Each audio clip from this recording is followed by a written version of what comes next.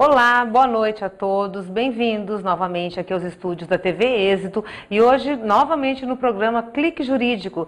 Estamos aqui com o professor Wander Ferreira Andrade. O professor Wander é nosso professor aqui do curso, coordenador do curso de pós-graduação em Direito Público. Ele é advogado e consultor jurídico, mestre e doutor em Direito pela PUC São Paulo, né, professor?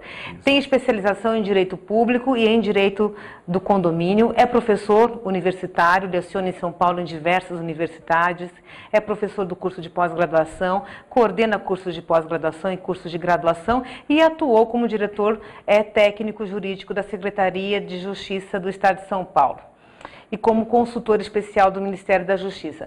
Boa noite, professor. Tudo bem, Cláudia? Tudo bem. Professor, vamos falar um pouquinho sobre o assunto que é muito interessante, que é a gestão de condomínios. Hoje a maioria da população mora em condomínio ou trabalha em condomínios, essas empresas dentro de condomínio.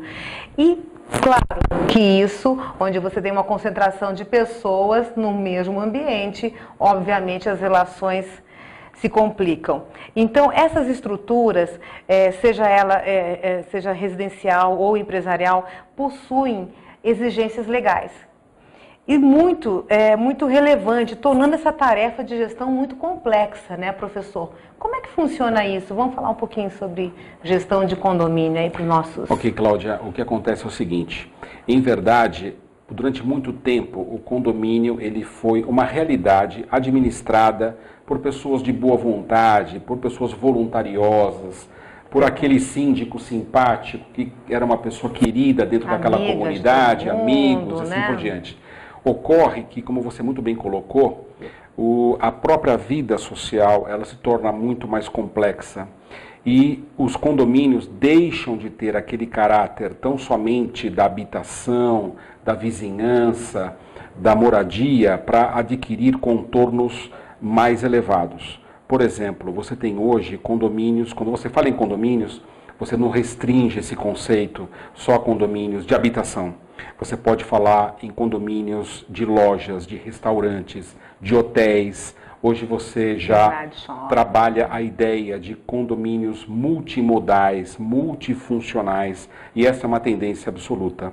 As pessoas deixam de viver em suas residências e passam a ter o sonho de viver num condomínio. Só para você ter uma ideia, hoje em São Paulo, nós calculamos aproximadamente 4 milhões de pessoas na cidade de São Paulo vivem em condomínios. Que moram em condomínio. Fora as que trabalham... Sim, nós estamos falando aí... Só da habitação. Só da habitação. Se você 4 falar 4 milhões, você vai falar em números de edifícios, condomínios edilícios, algo em torno de 30 a 35 mil, só na cidade de São Paulo. E essa realidade da cidade de São Paulo, ela se coloca também aqui no Vale. E essa realidade, ela naturalmente, dadas as devidas proporções, você tem condomínios horizontais, condomínios verticais, todos eles celebrando diversos tipos de contrato. Contrato com seus próprios empregados, contratos com prestadores de serviço das mais diversas ordens, o que demanda não mais uma gestão, digamos, empírica, mas agora uma gestão profissional.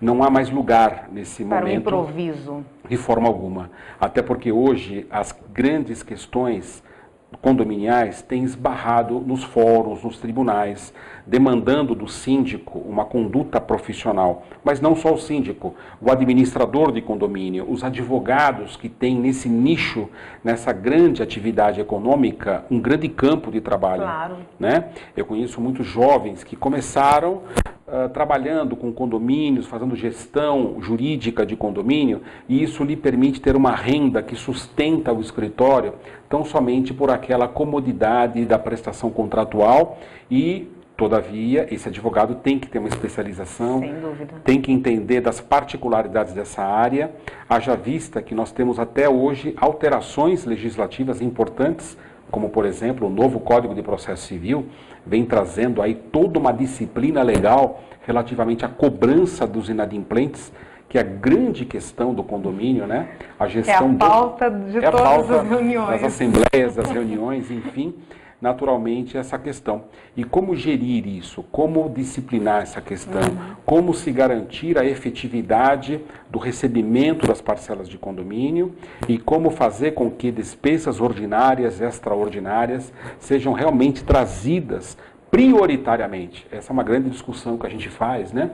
De trazer o nosso curso também como uma ferramenta de sensibilização do condômino para que ele passe a entender que a obrigação condominial ela deve se sobrepor a todas as demais.